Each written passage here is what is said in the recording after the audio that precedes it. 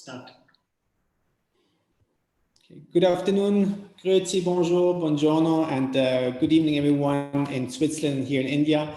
It's my great pleasure to welcome you here from Bangalore in India for this virtual session on creating digital learning spaces as part of the Swiss Digital Days. My name is Sebastian Hug. I am the CEO of SwissNext India and the Consul General for Switzerland in South India, and I will be leading you through the next couple of 45 minutes. I'm very happy to see that this is not only an event for Switzerland, but this is very much an Indo-Swiss digital day with participants from India as well as from Switzerland. I will keep my introduction very short, but just allow me very briefly to present to you who we are, why we're doing this session, and what exactly we'll be talking about, and then I will present the different speakers. I'm not sure how many of you are familiar with SwissNext. SwissNext is an initiative of the Swiss government with the goal to connect Switzerland with the leading innovation and knowledge hubs in the world. We are a global network with 5 main locations: Bangalore, Shanghai, Boston, San Francisco, and Rio de Janeiro. But we also have around 20 science counselors in around 20 countries around the world based in the embassies.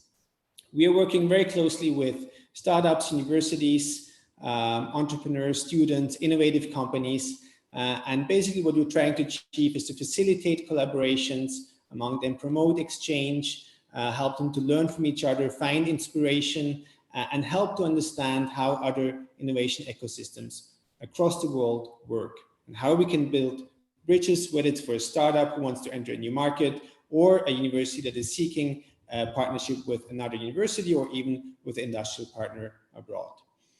SwissNext is celebrating 20 years of existence. It was born 20 years ago in Boston, and over the next couple of weeks, we're running a campaign, and I very much invite you to visit our website, next20.ch, where you will see all the kind of activities that are going on under this campaign for the 20 years of SwissNext.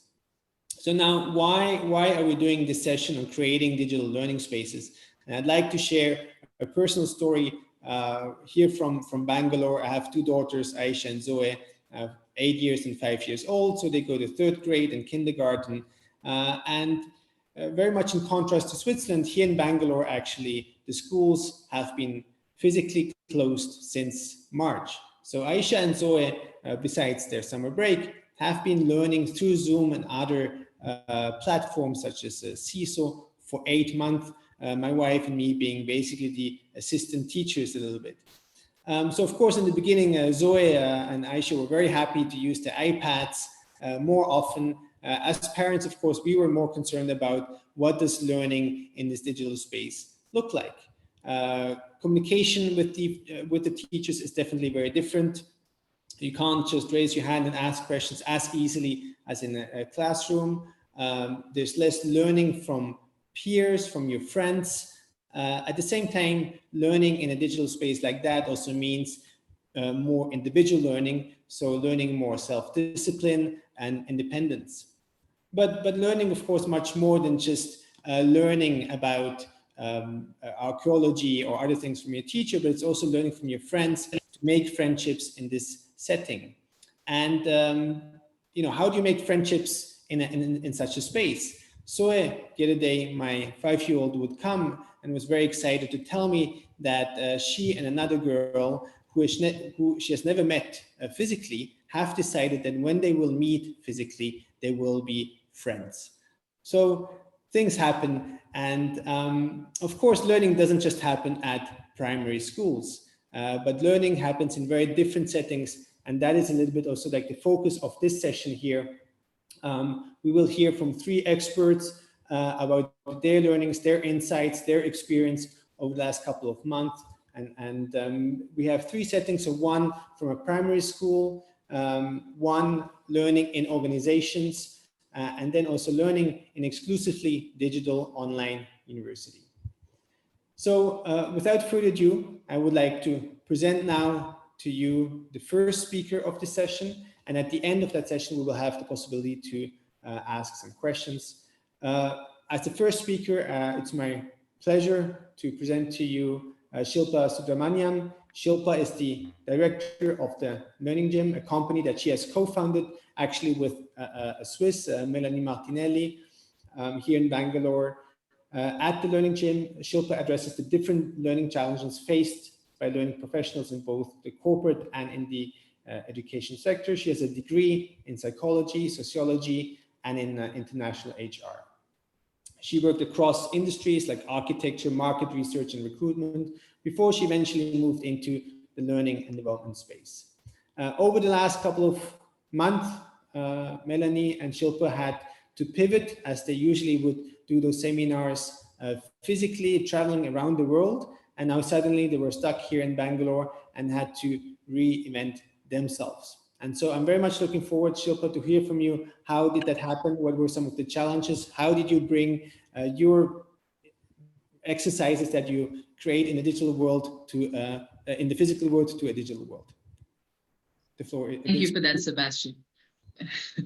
Couldn't have done a better introduction if I tried myself. So thank you for that. Good evening / afternoon, everyone. I'm really happy to be here. As Sebastian said, we've been at the Learning Gym, we've been working in this virtual digital space quite a bit, but definitely more so when it's, when COVID hit and since March and the way things have been. So what I wanted to talk about today in the 9-10 minutes that I've got is to share with you some of those learnings and experiences that we had when it came to converting face-to-face or in-person training programs or learning interventions into virtual ones. And of course, it came with its own set of challenges. So I've sort of bucketed the challenges into 4 categories, because these were primarily 4 of our biggest, not really hurdles, but things that we needed to think about very consciously. So, it went from engagement, creating interaction, because that was another big concern that a lot of corporates had to say, will people be interactive during the session? Will they be engaged, or will they be checking their email and doing other things? By the way, there's no guarantee of that. And technology, of course, which is one of the things that we're here today to talk about. And the last one is the effectiveness of the learning. Will it still be effective if it is virtual? So my idea was, instead of talking to you about these, I thought we could get you to experience it with one of the activities that we actually run. So here's how it's going to work. So in a moment, I'm going to share a file with all of you in the chat, which you should be able to download. Once you download the file, you'll see exactly what you're seeing on my screen now. And it's a jigsaw puzzle. So don't move any of the green parts, you won't be able to. But I want you to be able to read the orange, which is what are some of the strategies that we used to create some of these, and then match the right strategies with the section, whether it's for engagement or whether it was for interaction or technology and so on.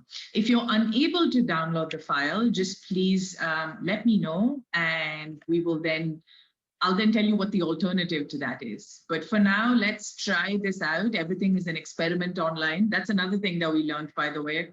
So let's hope this experiment works. The file, which is a PowerPoint, is on the chat right now. You should be able to download it. Let me know if that's not working. And once you've got it, I think I'll give you about 2 or 3 minutes to read through it and do the matching.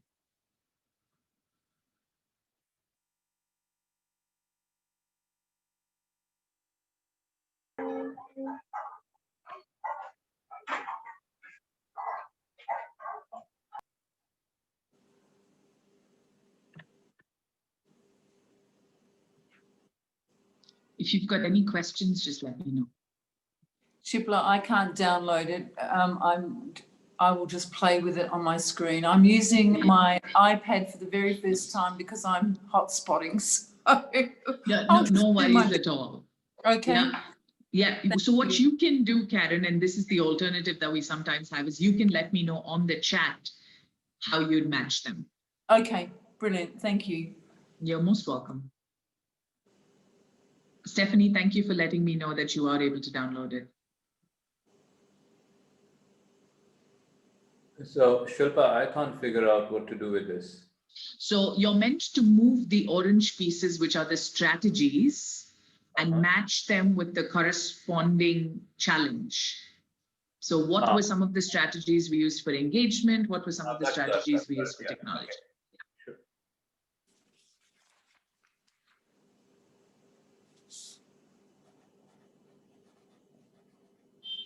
You've got some wonderfully serious faces, which hopefully means you're figuring this out.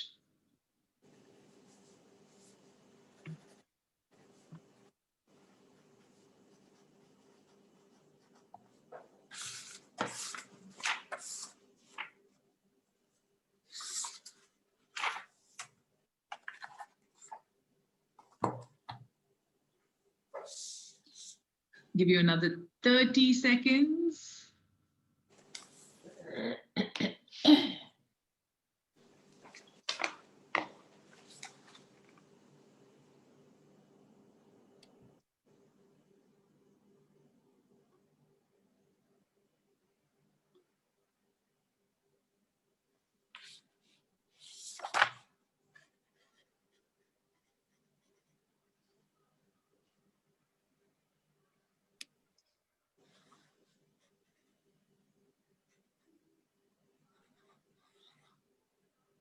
Okay, all right, come back, everyone.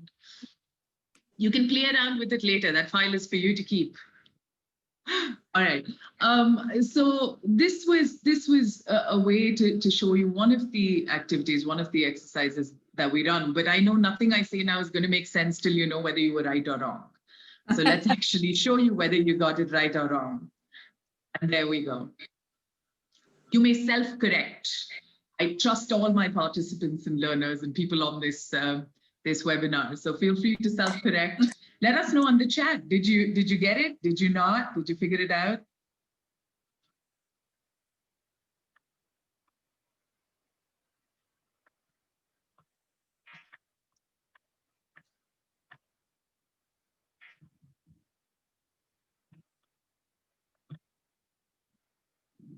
Wow, we've definitely got people who figured this out. All right, so to come back to this was, yeah, all right, Ursula, well done.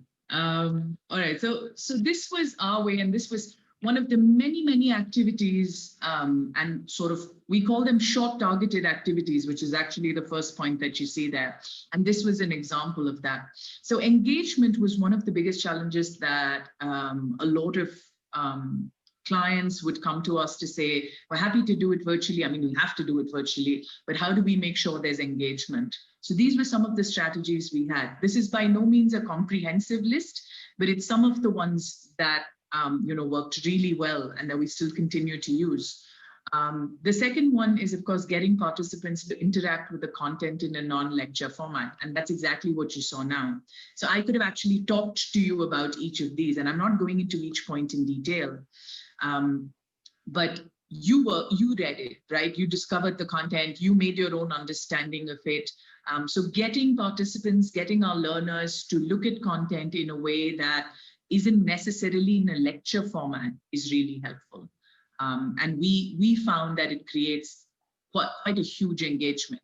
So if we have more time, for example, we would put people into breakout rooms, send them this file, and they discuss it with each other. So now you had to do it individually, of course, apologies, but you could technically discuss it with each other, have a bit more conversation around it, and learn from each other as well. So there's a lot that you can do when you create elements like this. Also, when it comes to creating exercises, activities, we realized that everything can't be put people in a breakout room, let them discuss things, because after a while, it just gets exhausting.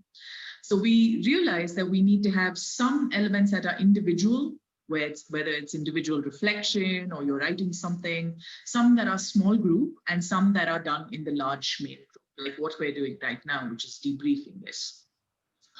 When it came to interaction, one thing that we kept hearing, so my company works with training other trainers and facilitators and teachers and people in the education space.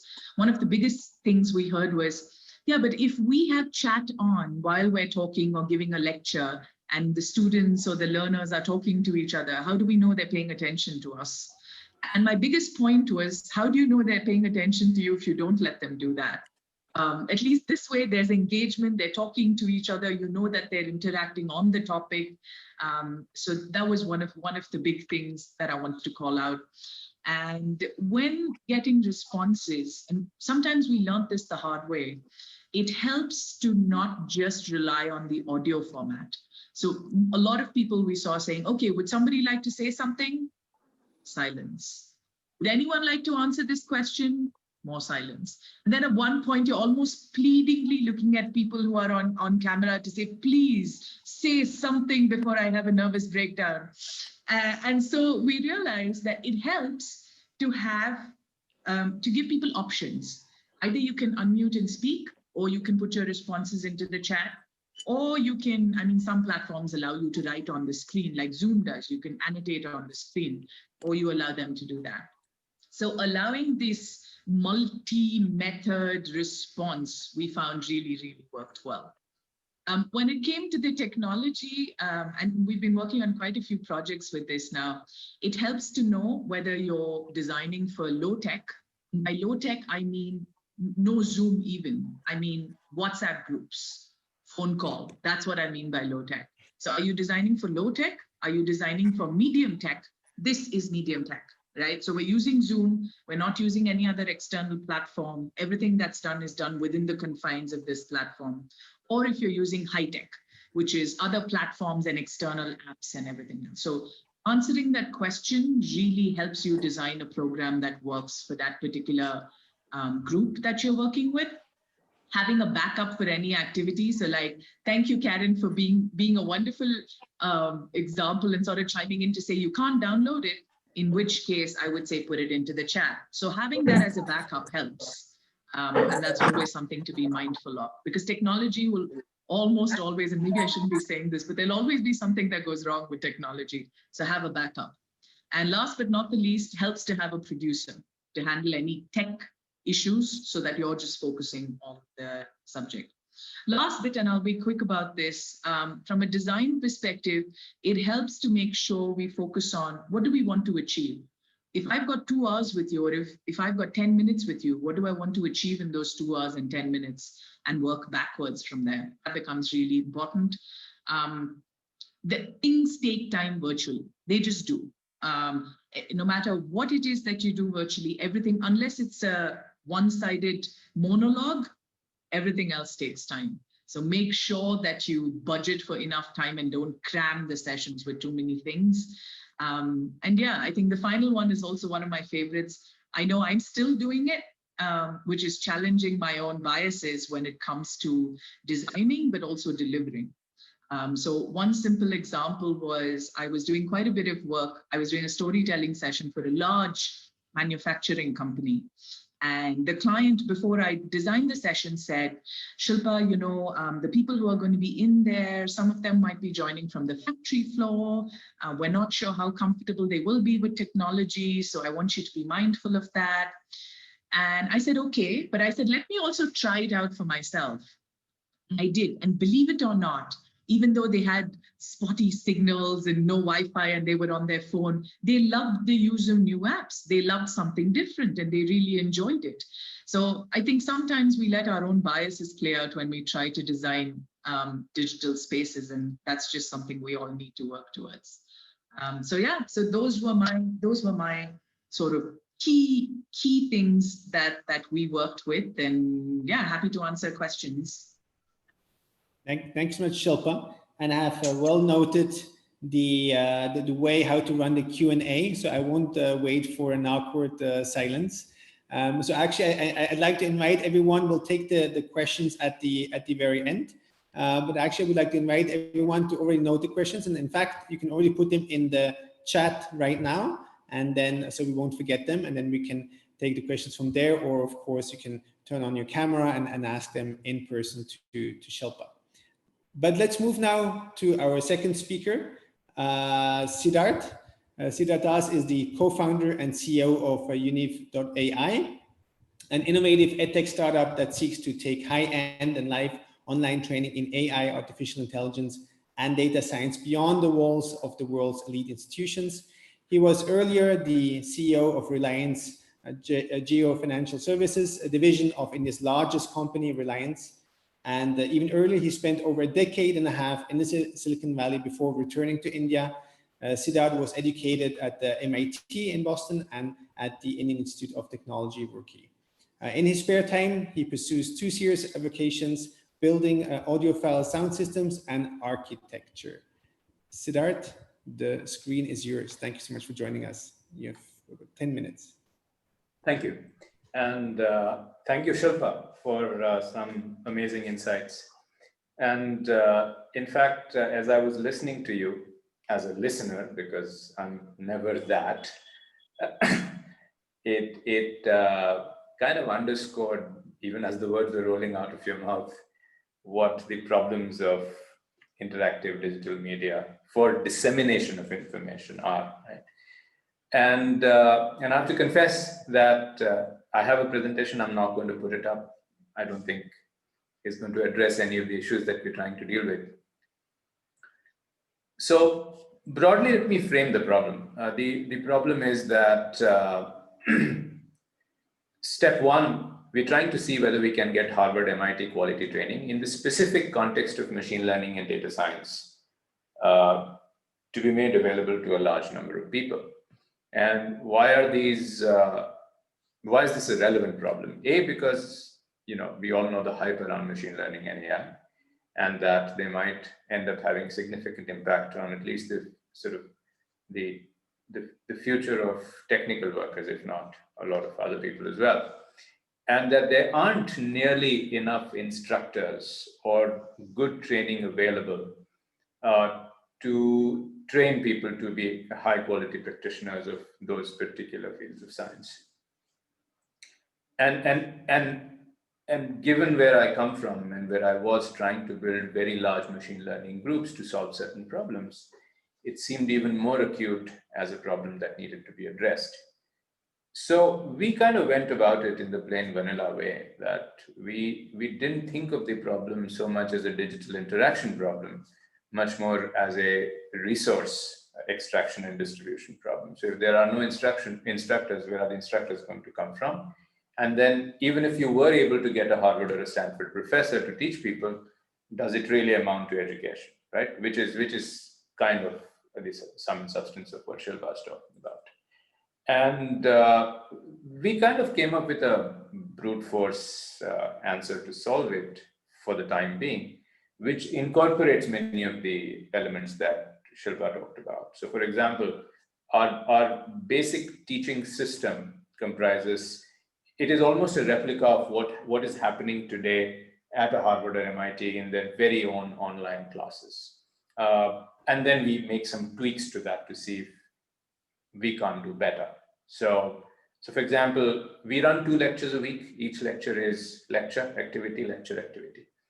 And exactly like Shilpa said, the activities are meant to stimulate lots of interaction and problem solving. So if I bored you for 20 minutes listening to something, then I engage you for another 20 minutes with a smaller crowd of people in breakout rooms trying to talk to each other and solve a problem, right? And for slightly more mature people who are there to learn something, keeping them engaged is slightly less of a problem, because the purpose for their being there is fairly well defined already, that they're there to learn. And then when they know that learning is not in great stretches and that they're constantly sort of tested for what they're learning and tested in complex ways, not simple quizzes and things like that, then the large interactive experiences seems to be satisfactory, right? We could do better, but at this point, given what we have tested out, it seems to be okay, and we're trying to actually do sort of higher order things. Like for example, if people are on screens, can we actually make writing tactile better forms of engagement. So for example, if you're discussing a problem, why can't everyone write onto their screens and kind of capture layers of information? I write something, you write something, somebody else writes something. So turns out that what happens is you get a multi-layered piece of information which you can edit and in fact turn it into a teaching resource. The other thing that works quite well for us is collab. So this interaction, we turn it into on-screen collaboration, which is great for like machine learning or any tech field, right? If people are writing code together, then they're writing, it's production. So you're completely engaged. So broadly using these kinds of tools, the problem of engagement is sort of semi-solved, right? I mean, it would be very different if it were a younger person, but for people motivated to learn, I think more or less this is sufficient.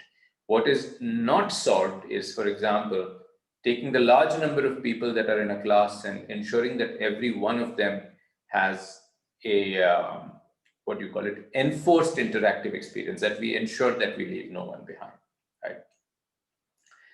So the basic first order problem solved.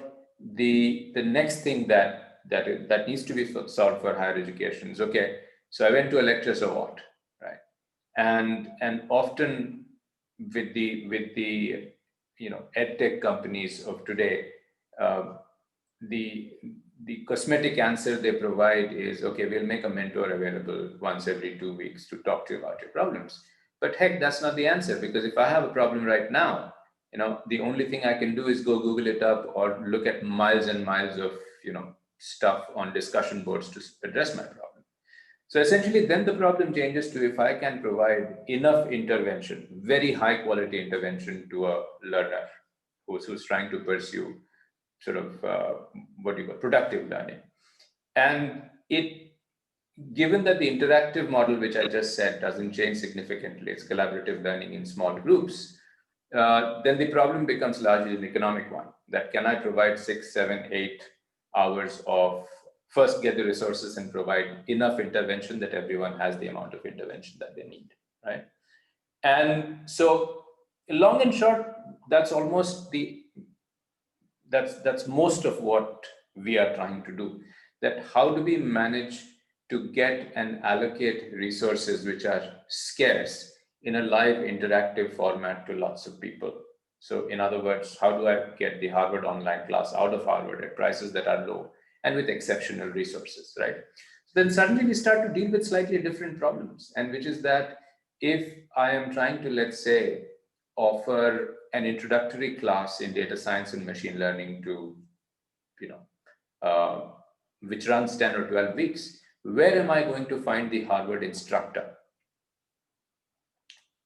Time and time again, who'll do this for me? Once they'll do it.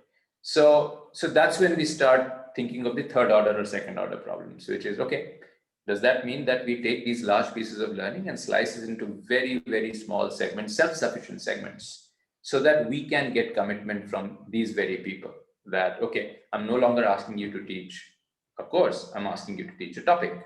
And is that okay? Well, seems like that's a lot more okay than asking someone to teach a very, very big chunk of learning.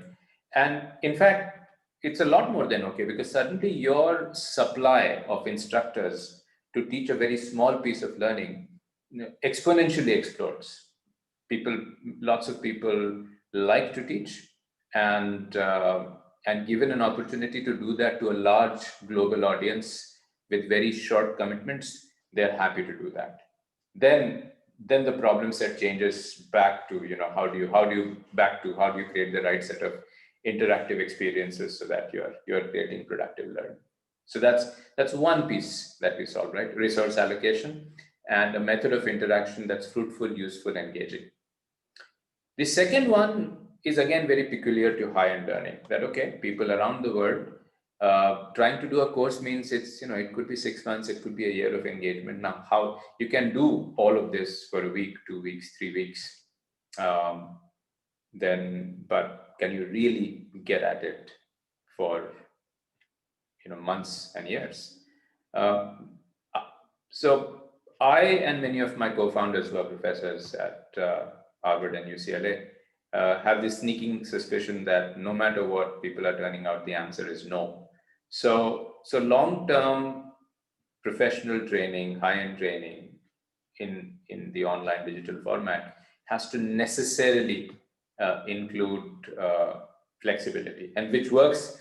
So live learning and flexibility are antithetical to each other, right? Because it means schedules, commitment, and all of that, which is great for Coursera. It's a video, you can see it anytime you want to, except that data suggests that people are not doing, completion rates are like percent and a half, something like that, right?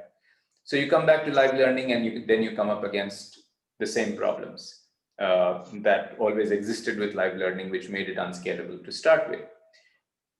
So it turns out that this idea that we talked about, that dividing learning into small segments which can be parceled out, can now no longer can solve this particular problem as well. The moment you can cut things into segments and you can economically slice it into pieces that can be offered to groups of people whenever, you can do it again and again and again and again, like a Coursera, but for live learning. So which means that I take something I want to today, then I just look at when you're offering it again, and hopefully it's frequently enough that I can take a break between one idea and another, right? So now we're talking about, so we are no longer in the realm of innovation for digital learning. We are now looking at what problems to solve in resourcing, frequency of offering, creating spaces between, bursts of learning, so that long-term learning is in fact an effective process. So then the more we think about it, the more it turns out that it's like, unlike, for example, when you're dealing with kids, when it's fundamentally a problem about interacting with the screen. I mean, the other things might be a problem also, but at least that's problem number one. Here, for us, that seems to be less of a problem than creating structures and provisions where we can take high-end learning and then be able to provide flexibility and room so that it can stretch over long periods of time, and people can come and go and take breaks, and therefore not become jaded with the medium and still continue to be serious, right?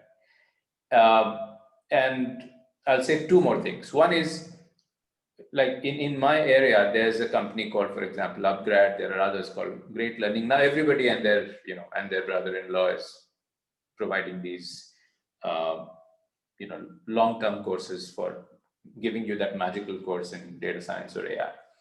And everyone seems to have the same model, that, okay, come enroll, pay X amount of money, $5,000. And at the end of 9 months, I'll hand you a certificate from, University of Texas, Macomb, or some such thing, or another winning university in the UK, and you're a certified data science learner. Except it doesn't take away that fundamental problem, that you're asking people to make a commitment of time, energy, in a medium which is more or less not designed for that. And you're asking them to do it in addition to all of the rest of their life that they have going on. So I think our takeaway is that okay, solve for interaction, but really solve for long-term learning, that break it up, give flexibility, and be able to create offerings which can run asynchronously and live, right? So that's our big takeaway. And so what we do is we kind of do this very interesting thing. We don't ask anybody to commit for a 9-month program. We say, okay, and this is peculiar to machine learning because we can do it. We can take like a 9-month or a 12-month learning program, cut it up into 3 months.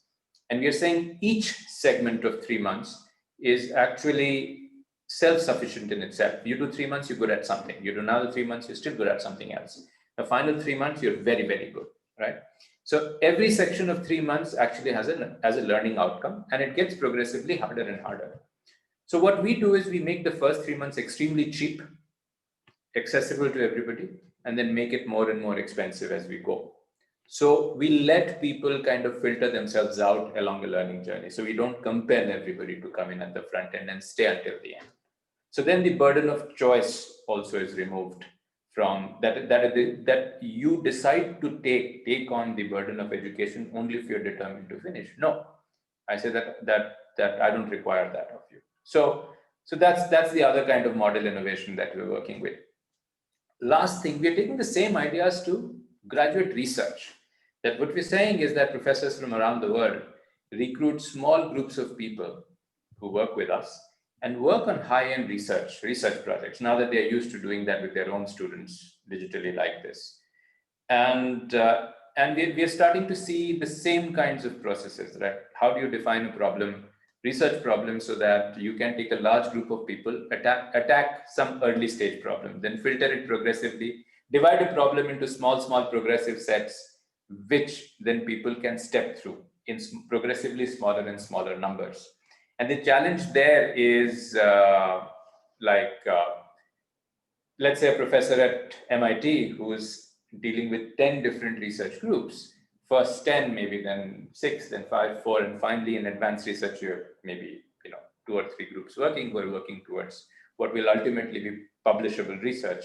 Then what sits between the professor and the research groups is kind of the answer, because they won't have that kind of bandwidth.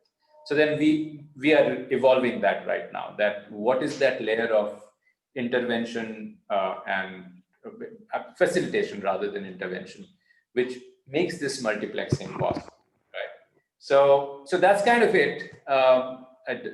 We are just at the very early stages of our journey, trying to recreate what looks like a university, but a very different form of a university, which A, is accessible to the masses, B, provides very high-end interactive digital learning, C, provides flexibility and makes it much easier to decide than a conventional university program would, while keeping a lot of these interventional and liveness aspects of it alive. So I think we're kind of solving for a very different set of problems than most people who are attacking learning in the digital space. That's it. Thank you. Thank you so much, Siddharth, for those very interesting insights. Our job at SwissNext will be to make sure that there will be some Swiss universities among those elite institutions which are part of that initiative. So let's see which ones. We now turn to the third speaker, and she's maybe her students one day will be part of your university as well, Siddharth, but they're still right now in primary school here in Bangalore at Stonehill. And I'm very happy to have with us here today Ms. Karen Crooke. She's the principal of Stonehill International School here in Bangalore. Karen is an Australian primary school principal who has lived and worked in 8 countries. I'm not sure about Switzerland yet, but hopefully maybe one day. Not yet, okay. She has been a homeroom and single subject teacher, curriculum coordinator, literacy coach, and assistant principal. She's currently in her 3rd year as primary school principal here in Bangalore at Stonehill, and also the principal of my 2 daughters. So very happy to have you here. And as I mentioned in the beginning, Stonehill is physically closed, even though they have a beautiful campus here, but physically closed since March, and now basically really pivoted to becoming a digital online school. I hope that will be ending at some point, but we don't know yet when. So Karen, the screen is yours. Thank you. Welcome everyone. What I've done with my presentation is I've actually just identified the journey in which we've taken. Our clientele, if you like, are aged 3 through 11. So very different to the other 2 speakers, and in fact, a very different journey to what we were expecting to take. Initially, we had a virtual learning situation set up already because we live in Bangalore, and sometimes the traffic's too bad and people can't get to school. Sometimes there are strikes and school has to close. So we were very lucky initially because we had a virtual learning day structure in our overall plan of what school looks like. So we had some tools already in place that we had, if you like, trained children to use, and literally trained them as young as 3. So children being able to get onto Seesaw, which is a digital portfolio structure, but also has a messaging structure that sits alongside it. So a beautiful tool for us to identify learning in real time to parents and children being able to use that. So we had that in place. We also had in place a number of different digital tools that are used to practice or read. So things like RAS Kids, which is a graded reading program that you can do online. It's not something that you would choose to use, but it's a good backup. Also very good for children to use at home as a practice reading program. But of course, since we've moved, these programs that were online have had to change too. Initially, the virtual learning structure was to keep learning going. So we would replace exactly what we were doing at school with what they had to do at home, which made life very easy. But of course, the moment we went into lockdown in March in basically 24 hours was very different. So what we basically, we taught teachers how to use Zoom and set up planners in a day and put that all in place.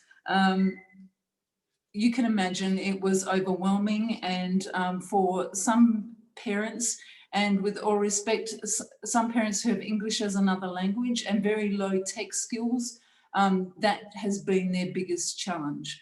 We've had to rely on others in our community to translate in order for them to be upskilled. What we learned very quickly was that there was lots going on and everyone was completely and utterly overwhelmed. We had parents who were getting emails, seesaw messages. They didn't understand the programs. In fact, their children understood the programs better than they did. And that caused issues. We were also, as educators, overwhelmed with what was offered to us from every single company out there. You know, have a freebie this, have a freebie that, try this, we'd love you to use that, we'll give you free for 6 months, that sort of stuff. It overwhelmed every single person. We also had other stressors like our traditional ways of reporting to parents. Very difficult to report on whether a child is actually doing a piece of writing independently or mum is actually writing it for them so they can copy it, those sorts of things. So anything that was in the line of assessment, authentic, reliable data was very, very difficult. So in June and July, when everyone else was having a holiday, I was crunching data. We spent a lot of time interacting with all three groups, teachers, parents and learners, to work out what they needed and what they did not need. So during that time, what we found basically from parents is that their respect for teachers went through the roof. They were so impressed with what teachers do and how they manipulated the movement to an online source. I even had parents who said, oh my gosh, Karen, I understand the PYP now. Now, the primary years program is from the International Baccalaureate, and it's a constructivist, conceptual-based curriculum. It's not give the kids a worksheet, give the kids a whole pile of activities and tick, tick, tick. So this is about deeper learning. But parents asked for less. They didn't want as much as what we were giving them. They asked for help with the technical part of the program. They really questioned the role of what we call single subject teachers. So the PE teacher, the visual arts teacher or any arts teacher and the additional language teacher. What they wanted was a very, if you like, a narrow program. We can't offer that because we have an accreditation agency that we have to support. So we had to do something incredibly different. We also needed to streamline communication because parents were, as I said, completely overwhelmed. As for the children, the learners, they wanted less too. They were completely and utterly overwhelmed. And even our littlies, our 3 and 4 year olds, they particularly wanted less. What they realised is their IT skills were growing exponentially. They could not believe what they could do now compared to what they could do previously. They, of course, craved friends. And that was, when I asked for what can we do to make it better, they just wanted to talk about friendships and those connections. There were extremes of I love and I hate, but generally speaking, what we were impressed by was their tenacity and their ability to apply themselves. As for teachers, they're a hard bunch to please. The single subject teachers were completely demoralised because very few children were turning up to their sessions.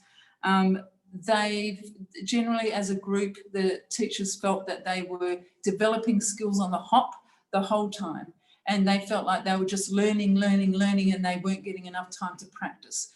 The break actually gave them time to practice. There were teachers who created professional learning groups to get together to learn from each other during that summer break in order to develop their skills.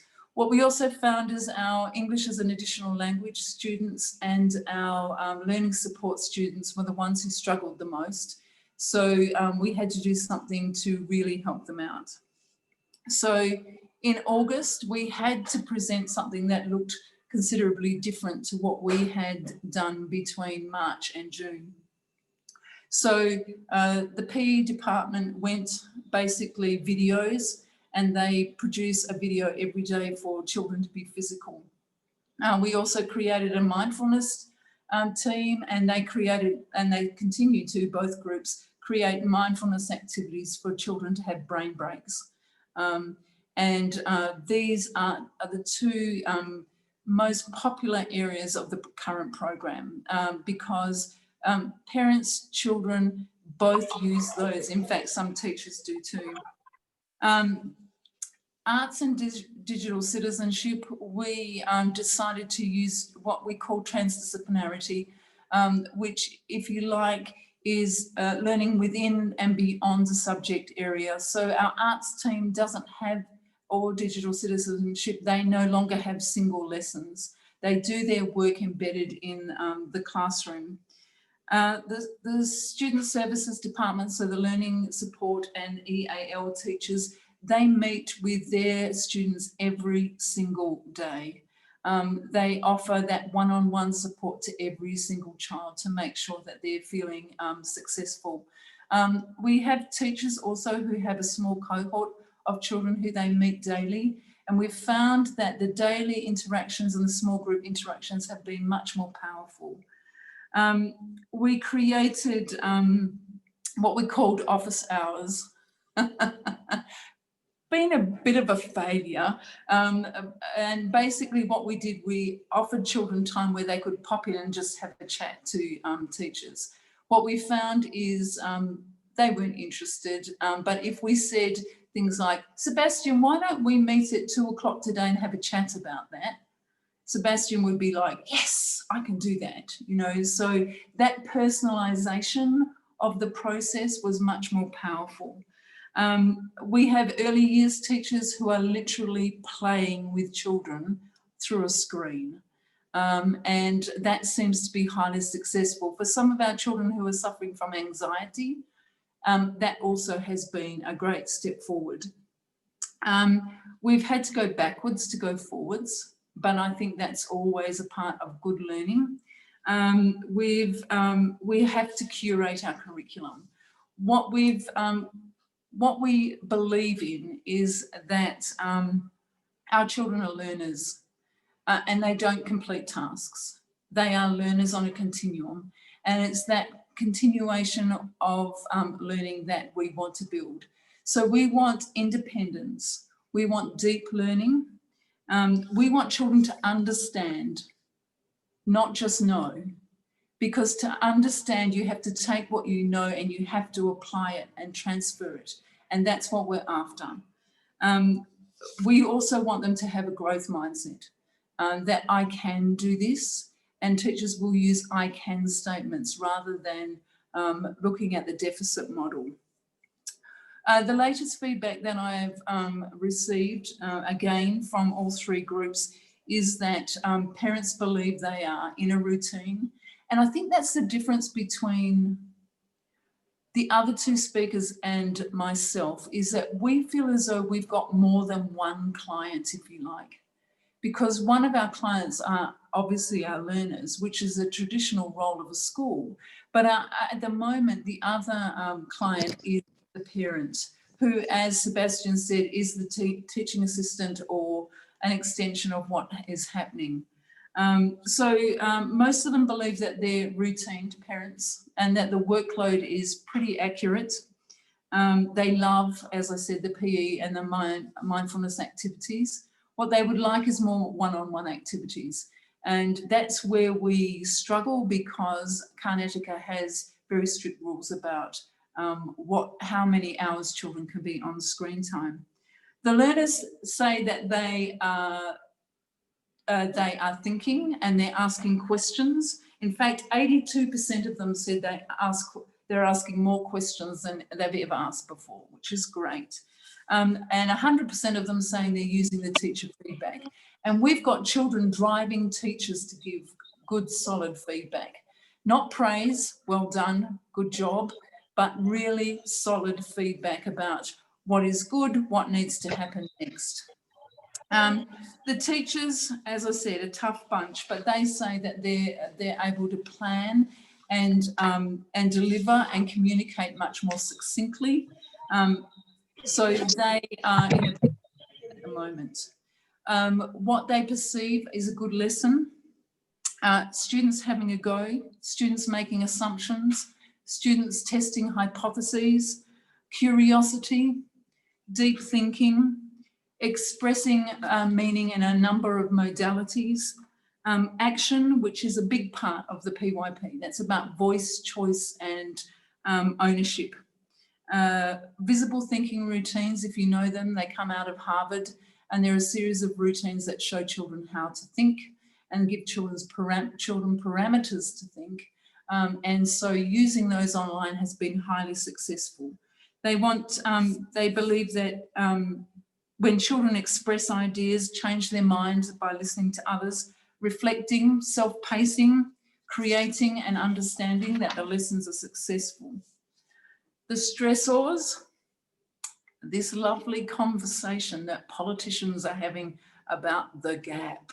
As teachers, every year when we take on a group of children, we know there's going to be a continuum of children in our classes, and we're going to cater for every one of them. The fact that they've been learning online may change that gap somewhat, or maybe make the gap wider, but it's not a problem for teachers who are trained to deal with that. They're frustrated by the conversation. They're more concerned about children's social and emotional development and where that will go. We still have some teachers and some parents who want us to emulate real school. Not going to happen, can't happen. We are curating the curriculum so that we can very carefully make sure that we've got as much coverage as possible, but it is definitely a curation. The other stressor is still reporting to parents about authentic and reliable assessment data. Where I see the opportunities in the future, I think it's very exciting. So for the first one, where do you learn? It's no longer in a school building or just a school building. It can be anywhere. So do the staff have to be on campus? Do the students have to be on campus? The notion of one learning place is an anomaly, not necessary. And what role does the community have in learning? Should we be breaking out of our beautiful campus, or should we be staying inside? And I would suggest we break out and be wild. The other question that we've constantly talked about is the way we group children. At the moment, we generally group them by age. Why? No one seems to know, other than it was a 20th century version of educating lots of people in one place. So should we investigate other ways to group children, which would mean that maybe children learn more from each other, which we already know they do. Again, modalities. What other ways are there to learn or show learning or be at the job of learning? We're intent on having learners, not students, because learners are people who continue to learn. And as I said before, they are intent on having understanding and growing, and they become lifelong learners. Now, I know that phrase is thrown around, especially in international schools, but the bottom line is if we really commit to something that's different and new in the future, we'll end up with something that's really exciting. Thank you. Thank you so much, Karen. Thank you so much. And I have to say, I mean, the many positive things we take away as parents, I think one of the things is really that we see very close up how the learning process works for our children. So something we haven't seen as much before when they went to school. And here we see them every day, see how they learn, how they make progress over days and weeks and months. And so in a way that's very, very motivating. So now we move on to the Q&A session. I think we have maybe another 10-15 minutes. So following Shilpa's advice to avoid any kind of awkward silences, I think I'd like to invite everyone, either to ask you questions in the chat in writing, or right now, everyone is welcome to unmute and ask your question verbally. Who's going to break the ice?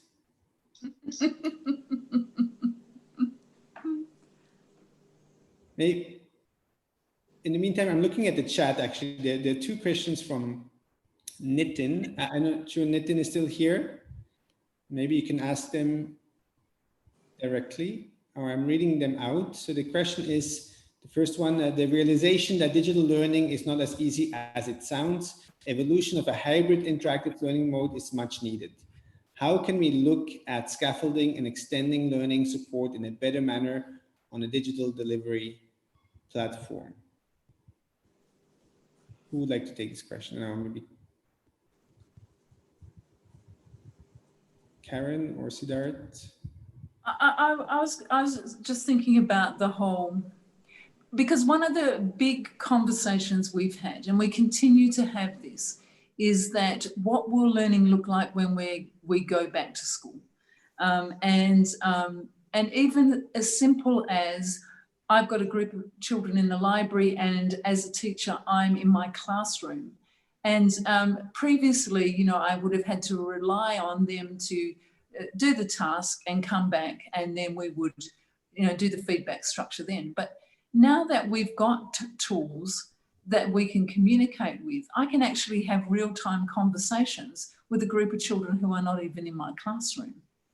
And it doesn't matter if they're 5 or 11, I can still have that conversation, because if you like, that they are trained at this level. And so for them, it won't matter if the conversation is face-to-face or through a screen. It's still a conversation, and it's still driving learning forward. Thank you, Karen. Hi, this is Maria. Hi, Maria. Can you hear me? Hi, I have a question for Karen. You are talking about you know, this new way of doing schooling, but it seems to me that this is applicable only to international schools which are well funded. How can some of your ideas be applied to a state school, public school? I mean, not everybody in a country has an iPad at home. That's exactly right. There's no doubt about it. At the moment, what we're able to achieve has not been achievable in other areas. I have friends who work in low socioeconomic areas in Australia who were unable to put remote and digital learning together. because of their clientele. So at this point, you're spot on. We are, if you like, the blessed few who can make this work. Until we have a different structure of, for example, there's a state in the US, and I have forgotten the state, that's not very helpful, but they have provided free internet access for every person in their state. Now, so what their goal was that it would be a level playing field. Everyone would have internet access, and so their device would depend on what they could afford.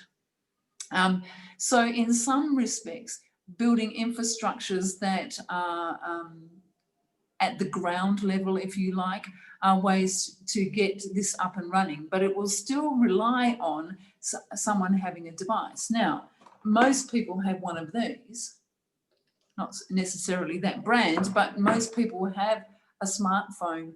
And to be honest with you, in March when we started, we had children who were using their parents' smartphone. Yes, we've got a clientele that can afford to go out and buy an iPad, which they did. But if you've got a level playing field at the base and you've got some access, you can at least start. Thank you. Sebastian, this is Prithviraj. I have a quick question. I think anyone can take that. I think I have two school-going boys. One is in class 9, one is in class 7. I think the digital learning part is pretty, I think kids are getting adapted to it. What my concern is with my eldest son, when you do a lab kind of a thing, how effective is going to be digital? Because you don't have the instruments at home, like for chemistry lab or the physics lab. How do you bridge that gap? Who can I would suggest that you even have a gap when you're trying to do visual arts in a primary school, you know, and just in the lockdown, that's what we came up against. And so our visual artists ended up just focusing on drawing, because to even say, have you got some paint at home? Most families said, no, we don't. And so I think what you do is exactly what I had mentioned before. You end up curating the curriculum. You decide, you know, which is the most important or the best or whatever criteria you use. You identify it and you move forward. Yep. Okay. I guess it comes down to a little bit what Shilpa said in the beginning about the design, right? So what is it, low tech, medium tech, or who's the audience? Yeah. Yep. Thanks. Thank you. Maybe along the same line, Siddharth, I was wondering, do you encounter this kind of questions? So like, you know, questions of infrastructure or I guess affordability, or is that none of them not really relevant in your context? Well, I mean, I think one of the problems with my context is the absolute utilitarian nature of a lot of people who come in to learn, right? So there's very few people coming to learn with me for the sake of learning. So they're gathering learning for an outcome, and that outcome is typically employment. And therefore, I think they are almost entirely focused on how to get to that outcome. So the problems we therefore encounter are almost exclusively limited to two or three things, right? One is prerequisites, that they're not able to get certain things because they don't know the academic priors. Second is that they are unable to find enough time to do something. Or number three is that they are in groups and collaborating with people, that in a distance environment, collaboration becomes very difficult, and therefore, you know, you have people not contributing to groups, right? When we are really trying to foster peer learning, which all of us agree is probably the most effective kind of learning. People are learning together, telling each other, everybody ends up doing better, because, you know, instruction is good, it's just a hook, but really its role in learning is very limited.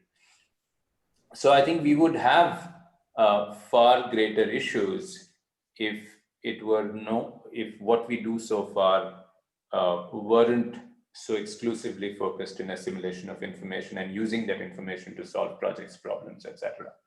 Now, the thing that we are starting to do, which is research, is a very different problem, right? It is abstract, it is ill-defined. It is students at various levels of progression in their learning stages, all trying to problem solve with some abstract instructor who's out there somewhere, right? So I think we are going to start to encounter many of these questions which are relevant to sort of younger people, for example, in now a slightly older setting. So, so I think yet to get there is my answer. Okay, thank you. I think Shilpa, maybe quickly to Prithviraj's point, I remember in this first phase of lockdown, Aisha had the swimming lessons, and since we don't have a swimming pool, she had to do the swimming on the carpet. So I think there as well we had an issue of infrastructure, and it didn't go very far. So I think again to Karen's point, then eventually that was adapted, and now she doesn't have to do that anymore. But I think Shilpa, you wanted to add something.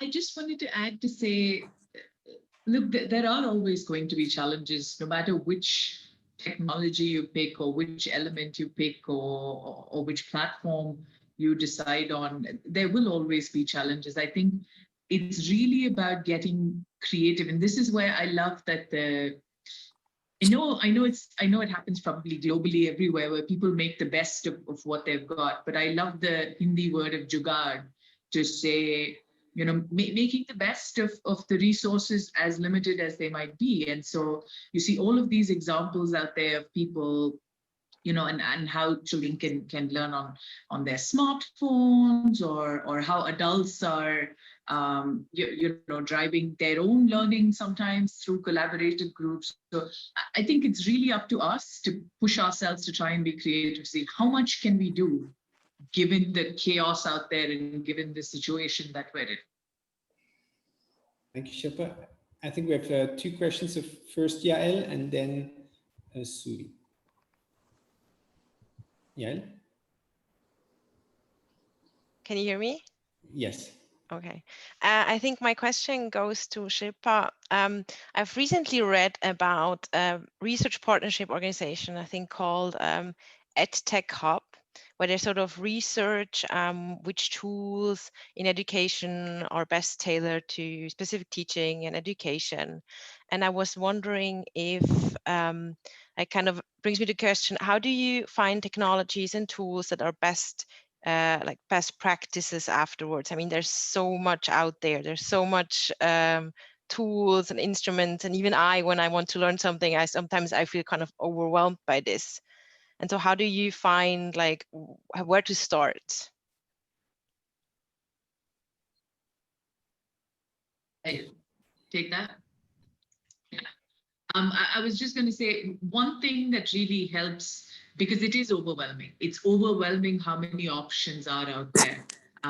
So I think one thing that really helps is to follow on LinkedIn or whatever, or be in touch and see what some of the experts are saying. And if you have a few trusted sources that are constantly exploring new technology and talking about it and seeing what some of the things that work, don't work are, I think that's a great way to gauge it. I mean, it's still not a sure shot that you'll feel the same way about it, but I think it helps to have certain trusted sources who you know have sort of no hidden agenda between promoting one or the other platform. So that would be that's what worked really well for us. And one of the things for us is pedagogically how they fit with our program. So it's very easy for us to have a simple checklist. If it's not about constructivism, it's not about conceptual development, then we don't want access to those sorts of tools. And that doesn't mean we get it right the first time, because oftentimes what happens is something is advertised or practiced in a certain way, and when you start practicing it, you realise that this is not going to fit philosophically with our program, doesn't match our pedagogy. So what we have to do then is reevaluate. And Shipla's absolutely right. And I said it, we were overwhelmed with the amount of opportunity thrown our way. Probably 90% of that opportunity didn't fit within our program. Thank you, Karen. I think there's one more question from Suvi. I hope I've pronounced it correctly. Thanks, Sebastian.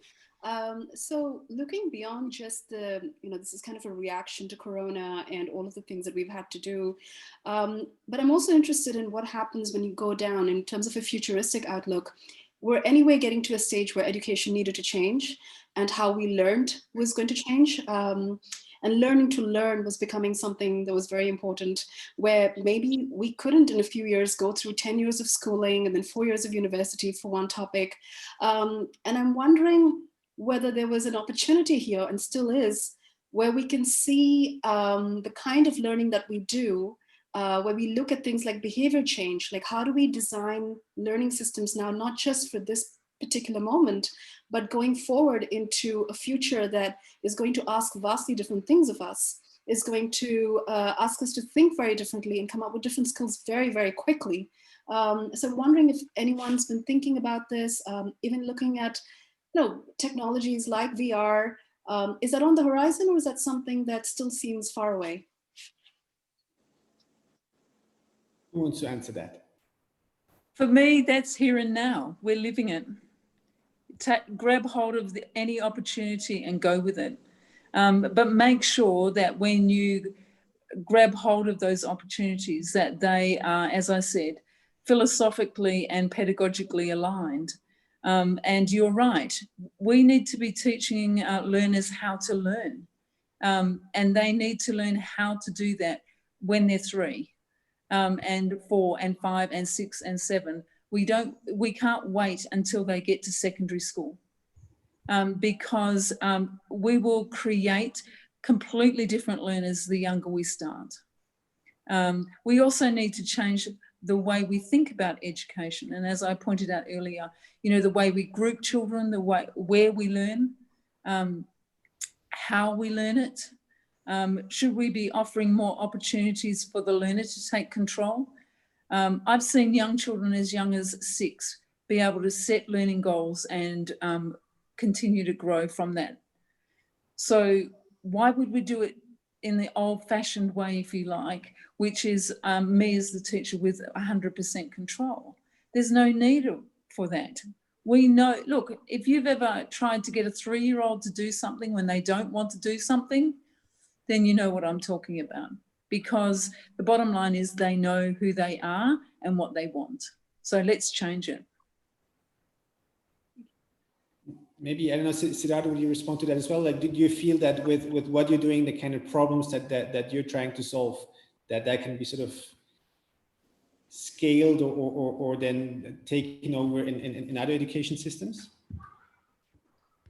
Well, I'm actually grappling with a whole different idea, and I don't have an answer to that. And I think that the quality, it pertains to quality of life and therefore quality of learning, or vice versa. That I think a lived life, at least in the current construction of how it is about other people, that hanging out with people, talking, doing whatever it is.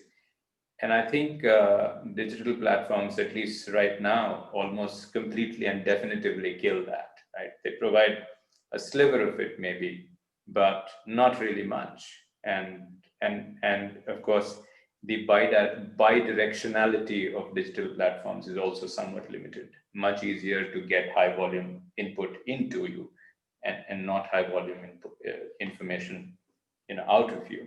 So I think until we have the promises of AR, VR, A, being fulfilled, and B, somehow working their way into how at least we view contemporary society and social learning, or the social aspects of learning right now, these remain hard problems to attack. So I'm actually thinking post-COVID already, that I think that COVID's a blip and it will go. And I think all of the pronouncements, of course, we'll have visited some fundamental new ideas which will change the direction of the world. But I think pronouncements about, okay, you know, work from offices ended and life is going to change forever, I think these pronouncements are somewhat premature. That I think human beings fundamentally like hanging out with other human beings. That's most of life as we see it. And I think as soon as we can, we'll go back to that, right? Including the traffic horrors in Bangalore. And so for me, the bigger takeaways are not so much, you know, how can digital magically replace what is in situ right now, but rather to attack very specific parts of the problem that suddenly we have an opportunity to engage with. Like, for example, in my case, it is that, you know, does one have to go to Harvard all the way to get a Harvard education? Simply because those resources are scarce, that, you know, we couldn't make it available here just because we wanted, right? So then how can one preserve all the other aspects of learning here and still get the best from the world? So I mean, fundamentally trying to use the opportunity to attack actually a foundationally different question of, I think the more I think about it, I'm really trying to solve for resource allocation rather than for the problem of interactivity and digital engagement, right? Those are means to an end rather than the end itself, which for me means that, okay, like, I think the question I'm trying to answer is what's empowerment and how do we make it happen at large scale, right? At the premier end of the problem, whereas because every time you hear that discussed, it's often for vocational training, it's often for, you know, artisanal stuff, craft, fitters, carpenters, you know, electricians.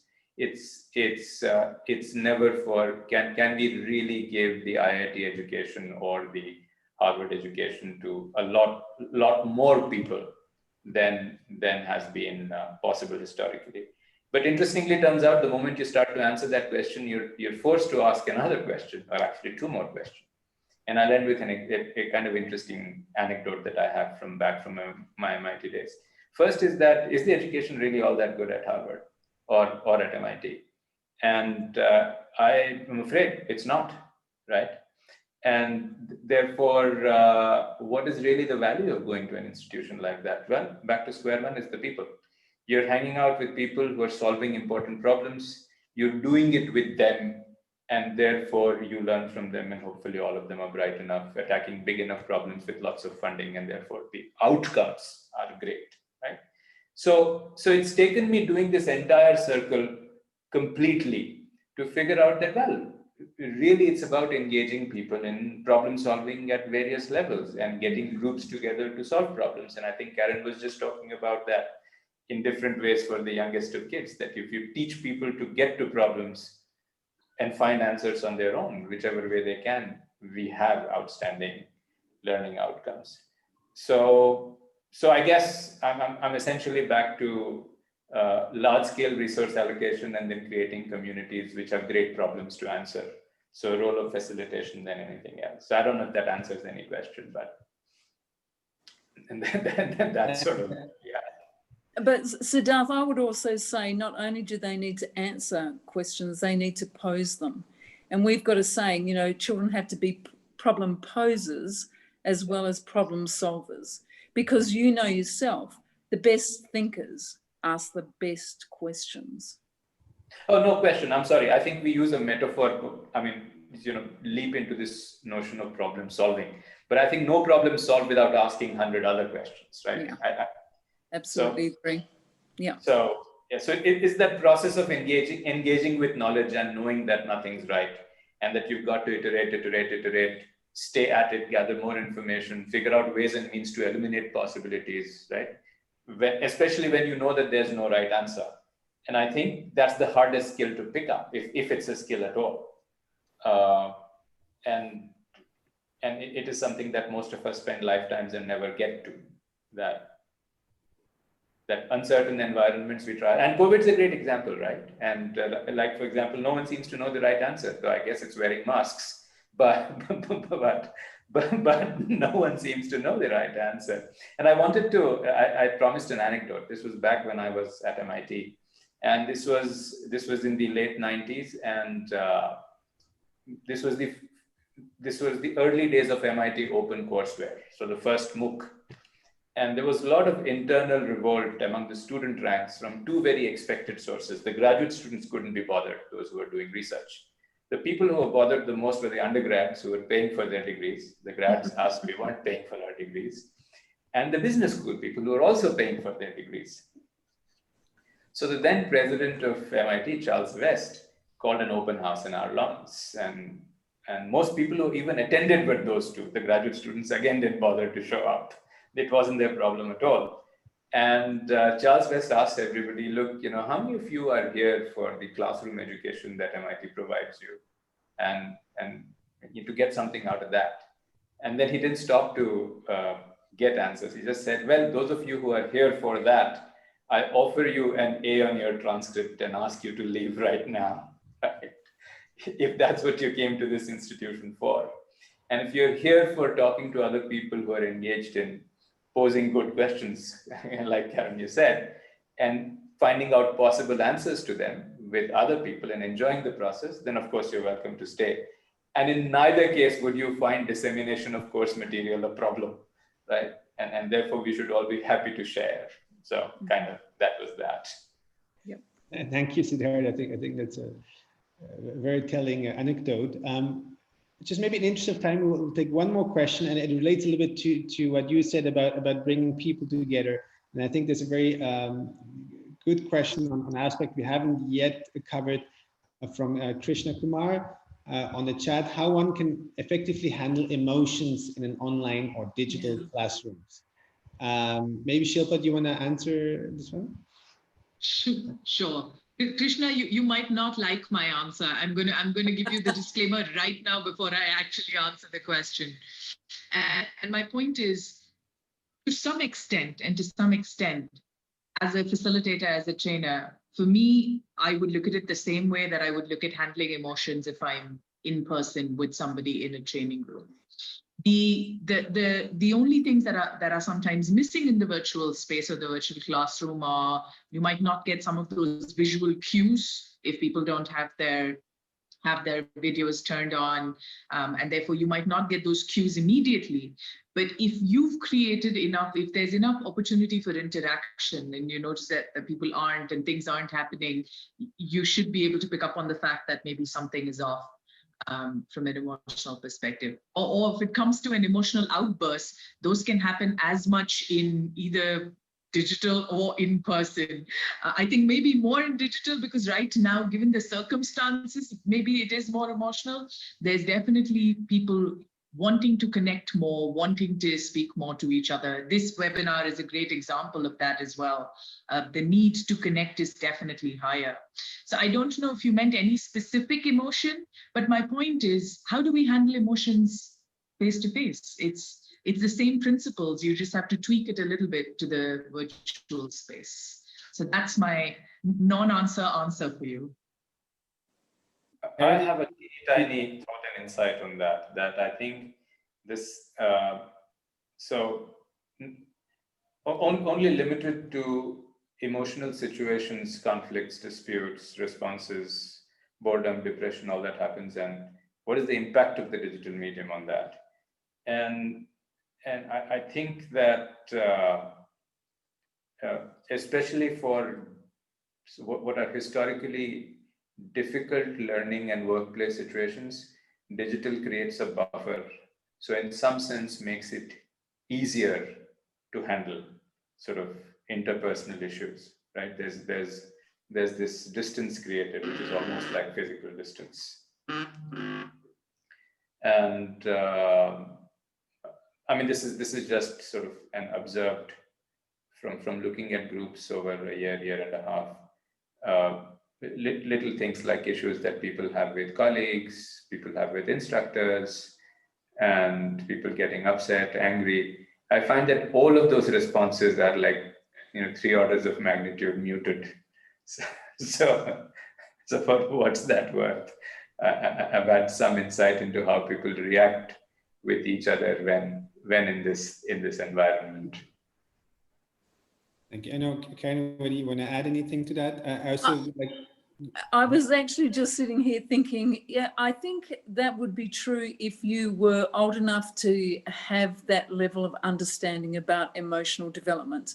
I think if you're a 3, 4, and 5-year-old, and even maybe a 7, 8, or 9-year-old who is still developing those skills of emotional regulation, if you want to use that term, I think it's a whole different kettle of fish. I think that what we need to be doing very carefully, at especially our end of the education spectrum, is to very overtly do something that embeds emotional development in this media. How you go about that, we're attempting at the moment, and the proof will be how children can translate what they've learned in this media to a more personal face-to-face structure. Thank you for that, Karen, and thank you to all the three speakers we had, Shilpa, Siddharth, and Karen, for sharing your insights. I guess there are many takeaways. I don't want to reduce it to one or two. I'd like to maybe finish with the question that Suvi asked in the chat, is like, how do we create spaces and opportunities where I can learn AI, the basics of neuroscience, and surrealist art principles together if I want to? And this is maybe one of the questions, I know, Siddharth, for your university, where you can ask yourself how to bring together all these different streams of knowledge. But I think, again, it's at the end of the day, not about bringing the physical into the digital. It's really about reimagining learning in the digital space itself. The digital, at the same time, is also just a medium, I think, as Suvi said very nicely. And I think very important, it's about people coming together, learning from each other, whether that's at MIT or on the campus of Stonehill. I think it's really that which makes learning. With that, again, a big thank you to all the participants who came and joined us here for this session. A big thank you to our three speakers today, and have a very good Swiss Digital Day, and have a very good evening, and stay healthy and safe. Thank you. Thank you. Thank you. Thank you, everyone. Bye-bye. Thank you. Bye.